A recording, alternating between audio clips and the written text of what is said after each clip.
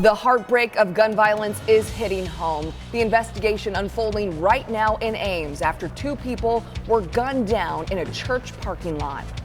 We have team coverage at Cornerstone Church all morning as the community mourns and wakes up to a new reality. Plus, the president is addressing this crisis now on our soil, how he plans to light a fire under lawmakers to pass gun reform. Plus, I'm tracking when rain returns to your weekend in your Storm Team 8 forecast. KCCI 8 News This Morning starts right now. Looking around like this is a church, this could be the next. Not that people are just targeting churches, as you know, right? There's schools, there are hospitals, there anywhere. Chilling words from a parishioner at Cornerstone Church. He made that comment to a friend just days ago, and right now it's coming true. What was once a safe space for many is a crime scene this morning. KCCI's Todd Magel is anchoring from Ames today, the site of that shooting. Todd. Alex, good morning. 3 people were killed just outside the church here in the parking lot about 7 o'clock last night. As the community copes with this tragic situation, we have team coverage here in Ames. We'll get out to KCCI's Nicole Tam in just a couple of minutes, but first we want to go to the latest on the police investigation. It's still early. Of course, police have been working through the night searching for answers, but we do want to emphasize that police say there is no threat to the community this morning. And here's what law enforcement have shared with us so far. The 911 call started about 6:51 last night. The Story County Sheriff's Office says those people reported a male shot 2 people in the parking lot, and the suspected gunman, that male, is dead. KCCI arrived on the scene just after 7 o'clock last night, and we saw people praying. They were hugging as they came to grips with what had just happened. One church member told us one man tried reviving one of the victims, and when his mother met him here after what she had heard. Police gave a news conference just before 7:45. Right now, they aren't sharing any information about the 2 victims or any information about the dead suspect. Now, this all happened outside, as we mentioned, in the church, in the parking lot. The Story County Sheriff's Office says their hearts go out to everybody involved. And KCCI Nicole Tam is here. She's on the scene. Now, this happened just before an event that was primarily geared to college students. And we spoke to one of those students last night. Nicole, what did they have to say?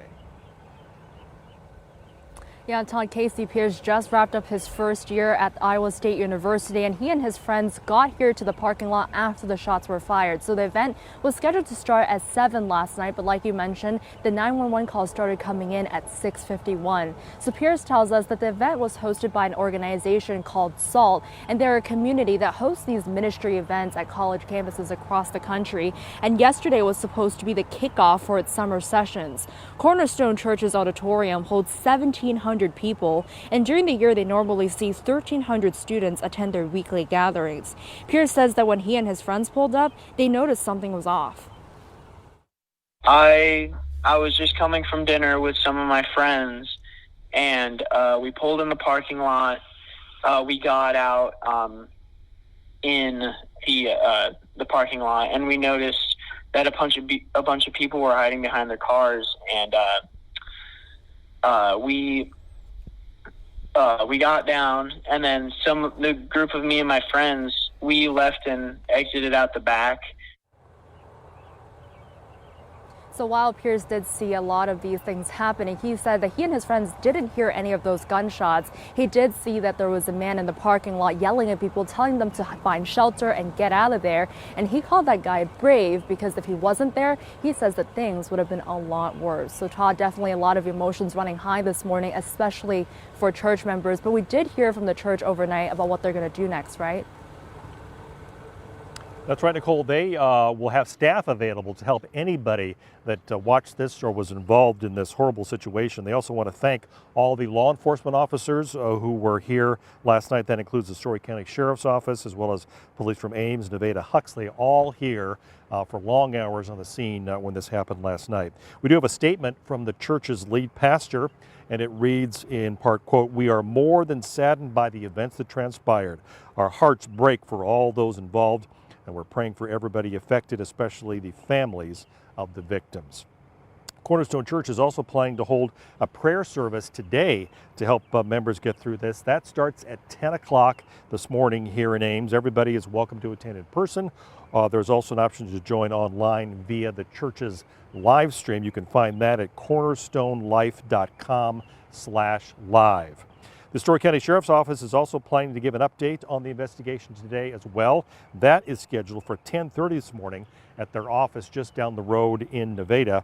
KCCI, of course, sending a crew to that location. Will help you keep updated throughout the day as we learn more on what they're discovering. And now, Alex, before we toss it back to you, again, we want to remind everybody what police and sheriff's officers are saying, that there's no danger now here in the Ames area. Alex? And Todd, it is such a powerful sign of resilience and community strength that Cornerstone Church is going to be open today to start the steps of healing and processing grief. Really incredible. Thank you to you and Nicole for your coverage this morning. We're going to continue to stay on top of this developing story and give you information as it becomes available to us. Today is also National Gun Violence Awareness Day. And coming up in just a few minutes, we're sharing how the president is pushing lawmakers to pass gun reform after 3 mass shootings in just the last month. Communities in Buffalo, Uvalde, and Tulsa are still grieving after seeing the violence for themselves. Welcome back at 6:15. We're taking a live look at the Cornerstone Church this morning, the site of a deadly shooting less than 12 hours ago. An investigation has been going through the night. What we know is that 3 people are dead, including the suspect. And KCCI's Todd Magel is anchoring live at the scene this morning. Todd, what a contrast to see the sun coming out on a morning like this in a quiet church parking lot. It's pretty powerful. Cornerstone is going to be opening its doors to the grieving community today, a real sign of hope.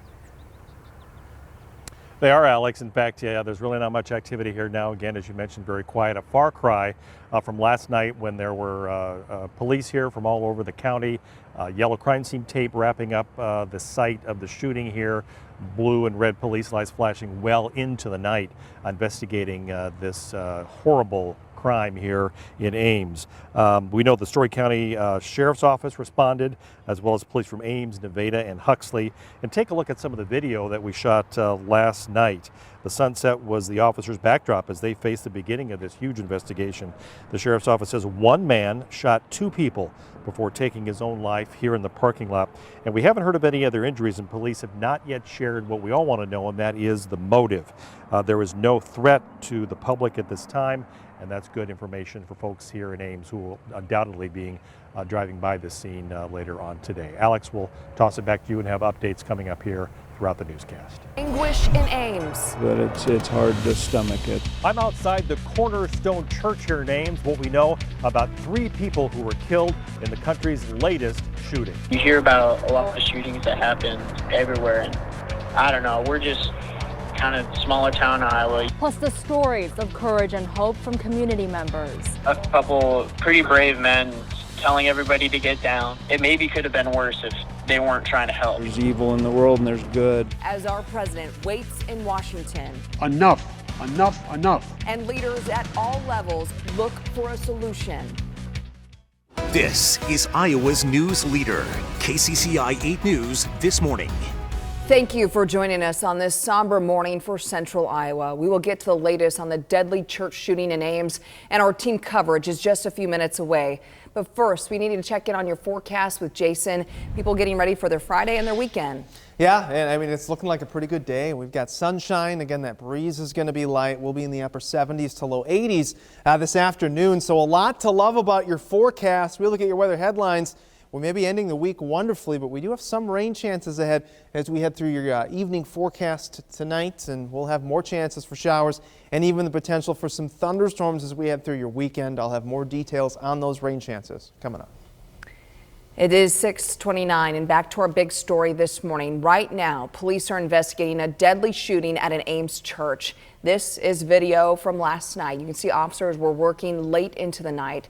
2 people were killed, and the shooting suspect is also dead this morning. We have team coverage to keep track of everything that we know right now. KCCI's Todd Magel is anchoring from the field at Cornerstone Church. Good morning, Alex. KCCI's Nicole Tam also here on the scene with me here as we comb through some of the accounts of what happened in this horrible situation overnight at the church. One person we talked to got to the scene and says after the shooting he spoke to a young man who actually saw it all unfold. And he says that young man tried to resuscitate one of the victims. Listen now to what he shared. And so it's very hard to comprehend what he just witnessed of the actual shooting there, and tried to resuscitate the one girl that, from what he said, the gunman got out and he witnessed him get out of the car and shoot. This is third hand just coming, but he was the eyewitness, I guess, and watched that happen and shoot another girl as she was walking away. Now, investigators are still trying to piece together what happened just outside here where we are at the Cornerstone Church last night. Now, here's what law enforcement have shared with us so far after the investigation began. The 911 call started at 6:51 last night. The Story County Sheriff's Office says people reported a man shot two people in the parking lot, and the suspect, the gunman, is dead. Now, KCCI arrived on the scene about 7 o'clock last night. Our crew saw people praying and hugging as they came to grips with what had just happened. And police gave a news conference at about 7:45 last night. Now, right now, they aren't sharing any information about two of the victims or the suspect, again, who was dead in this case. Now, this all happened just behind us here in the church parking lot. And the Story County Sheriff's Office says their hearts go out to everybody that was involved. And the KCCI's Nicole Tam is here in the church area with me. And Nicole, we spoke to a student last night who's going to attend some of the events here with a friend. And what happened after that?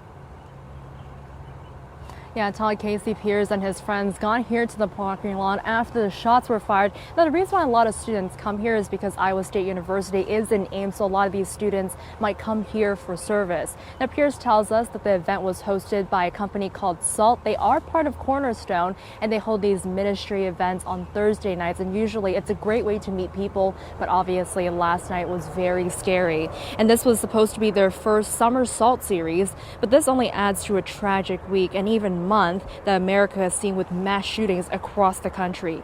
And here in Ames, people are trying to cope with what happened, and many people are still shocked. Pierce recalled the moments of panic and fear when he got to the church last night.